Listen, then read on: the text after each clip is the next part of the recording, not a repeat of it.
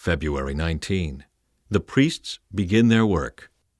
After the ordination ceremony on the 8th day, Moses called together Aaron and his sons and the elders of Israel. He said to Aaron, "Take a young bull for a sin offering and a ram for a burnt offering, both without defects, and present them to the Lord. Then tell the Israelites, take a male goat for a sin offering and take a calf and a lamb, both a year old and without defects, for a burnt offering. Also take a bull and a ram for a peace offering, and flour moistened with olive oil for a grain offering. Present all these offerings to the Lord, because the Lord will appear to you today." So the people presented all these things at the entrance of the tabernacle, just as Moses had commanded. Then the whole community came forward and stood before the Lord. And Moses said, "This is what the Lord has commanded you to do, so that the glory of the Lord may appear to you." Then Moses said to Aaron, "Come to the altar and sacrifice your sin offering and your burnt offering to purify yourself and the people. Then present the offerings of the people to purify them, making them right with the Lord, just as he has commanded." So Aaron went to the altar and slaughtered the calf as a sin offering for himself. His sons brought him the blood, and he dipped his finger in it and put it on the horns of the altar. He poured out the rest of the blood at the base of the altar. Then he burned on the altar the fat, the kidneys, and the long lobe of the liver from the sin offering, just as the Lord had commanded Moses. The meat and the hide, however, he burned outside the camp. Next, Aaron slaughtered the animal for the burnt offering. His sons brought him the blood, and he splattered it against all sides of the altar. Then they handed him each piece of the burnt offering, including the head, and he burned them on the altar. Then he washed the internal organs and the legs and burned them on the altar along with the rest of the burnt offering. Next, Aaron presented the offerings of the people. He slaughtered the people's goat and presented it as an offering for their sin, just as he had first done with the offering for his own sin. Then he presented the burnt offering and sacrificed it in the prescribed way. He also presented the grain offering, burning a handful of the flour mixture on the altar, in addition to the regular burnt offering for the morning. Then Aaron slaughtered the bull and the ram for the people's peace offering. His sons brought him the blood, and he splattered it against all sides of the altar. Then he took the fat of the bull and the ram, the fat of the broad tail, and from around the internal organs, along with the kidneys and the long lobes of the livers. He placed these fat portions on top of the breasts of these animals and burned them on the altar. Aaron then lifted up the breasts and right thighs as a special offering to the Lord, just as Moses had commanded. After that, Aaron raised his hands toward the people and blessed them. Then, after presenting the sin offering, the burnt offering, and the peace offering, he stepped down from the altar. Then Moses and Aaron went into the tabernacle, and when they came back out, they blessed the people again, and the glory of the Lord appeared to the whole community. Fire blazed forth from the Lord's presence and consumed the burnt offering and the fat on the altar. When the people saw this, they shouted with joy and fell face down on the ground. The sin of Nadab and Abihu. Aaron's sons Nadab and Abihu put coals of fire in their incense burners and sprinkled incense over them. In this way they disobeyed the Lord by burning before him the wrong kind of fire, different than he had commanded. So fire blazed forth from the Lord's presence and burned them up, and they died there before the Lord. Then Moses said to Aaron, "This is what the Lord meant when he said, 'I will display my holiness through those who come near me. I will display my glory before all the people.'" And Aaron was silent. Then Moses called for Mishael and Elzaphan, Aaron's cousins, the sons of Aaron's uncle Uzziel. He said to them, "Come forward and carry away the bodies of your relatives from in front of the sanctuary to a place outside the camp." So they came forward and picked them up by their garments and carried them out of the camp, just as Moses had commanded. Then Moses said to Aaron and his sons Eleazar and Ithamar, "Do not show grief by leaving your hair uncombed or by tearing your clothes. If you do, you will die, and the Lord's anger will strike the whole community of Israel. However, the rest of the Israelites, your relatives, may mourn because of the Lord's fiery destruction of Nadab and Abihu. But you must not leave the entrance of the tabernacle, or you will die, for you have been anointed with the Lord's anointing oil." So they did as Moses commanded. Instructions for priestly conduct. Then the Lord said to Aaron, You and your descendants must never drink wine or any other alcoholic drink before going into the tabernacle. If you do, you will die. This is a permanent law for you, and it must be observed from generation to generation. You must distinguish between what is sacred and what is common, between what is ceremonially unclean and what is clean, and you must teach the Israelites all the decrees that the Lord has given them through Moses. Then Moses said to Aaron and his remaining sons, Eleazar and Ithamar, "Take what is left of the grain offering after a portion has been presented as a special gift to the Lord, and eat it beside the altar. Make sure it contains no yeast, for it is most holy. You must eat it in a sacred place, for it has been given to you and your descendants as your portion of the special gifts presented to the Lord. These are the commands I have been given. But the breast and thigh that were lifted up as a special offering may be eaten in any place that is ceremonially clean. These parts have been given to you and your descendants as your portion of the peace offerings presented by the people of Israel. You must lift up the thigh and breast as a special offering to the Lord, along with the fat of the special gifts.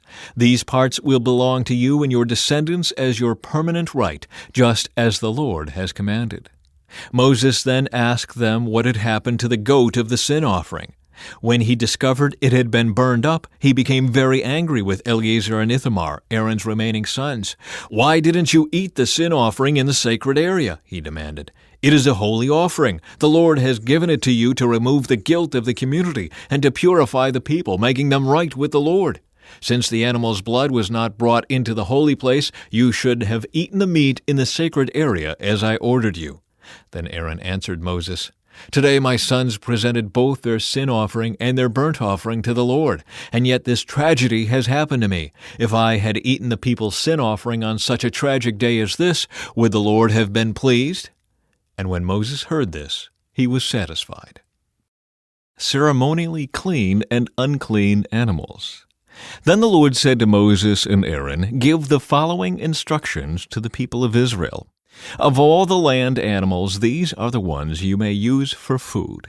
You may eat any animal that has completely split hooves and chews the cud.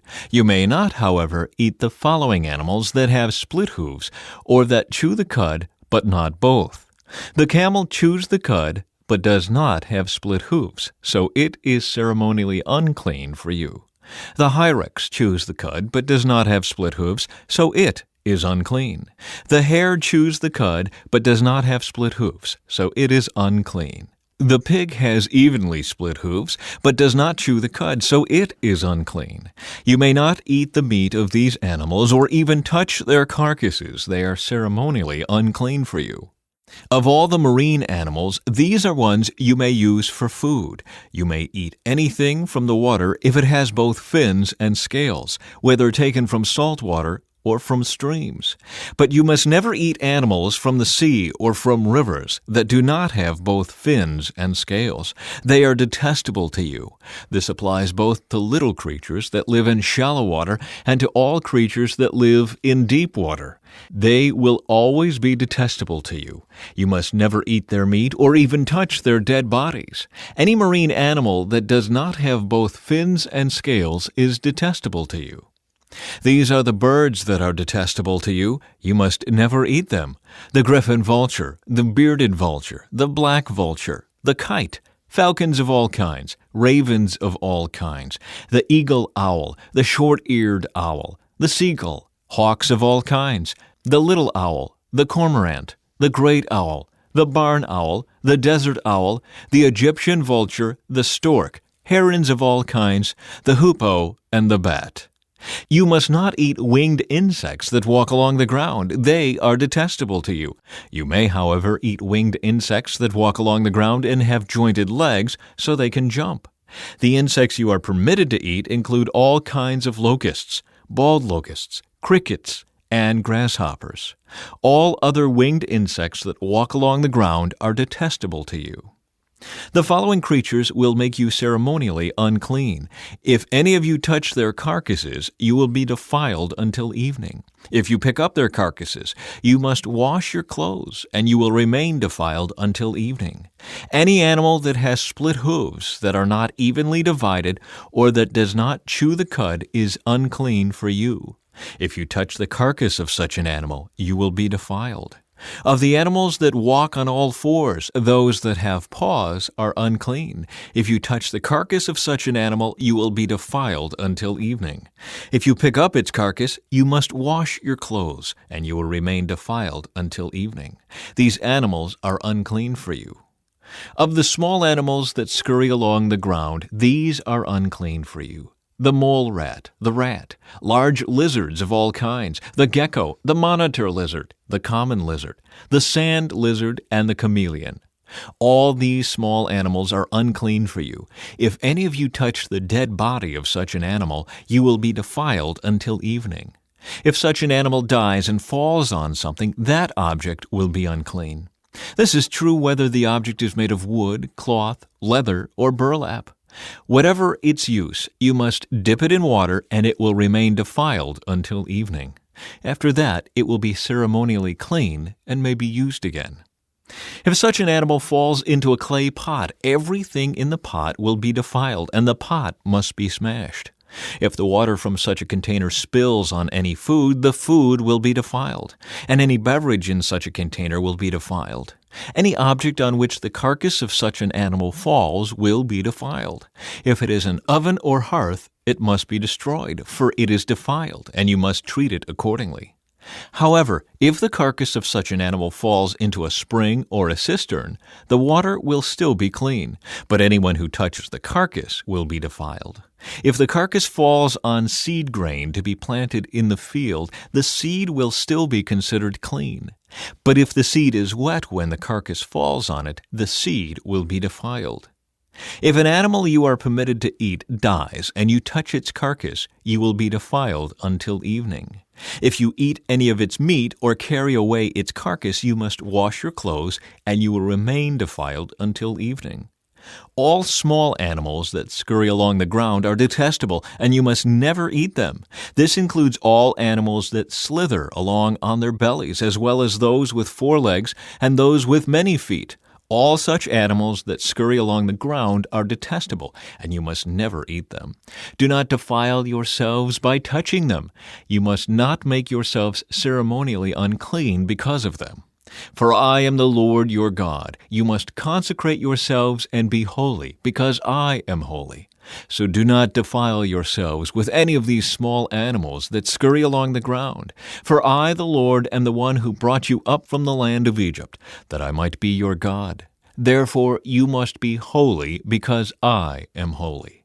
These are the instructions regarding land animals, birds, marine creatures, and animals that scurry along the ground. By these instructions you will know what is unclean and clean, and which animals may be eaten and which may not be eaten.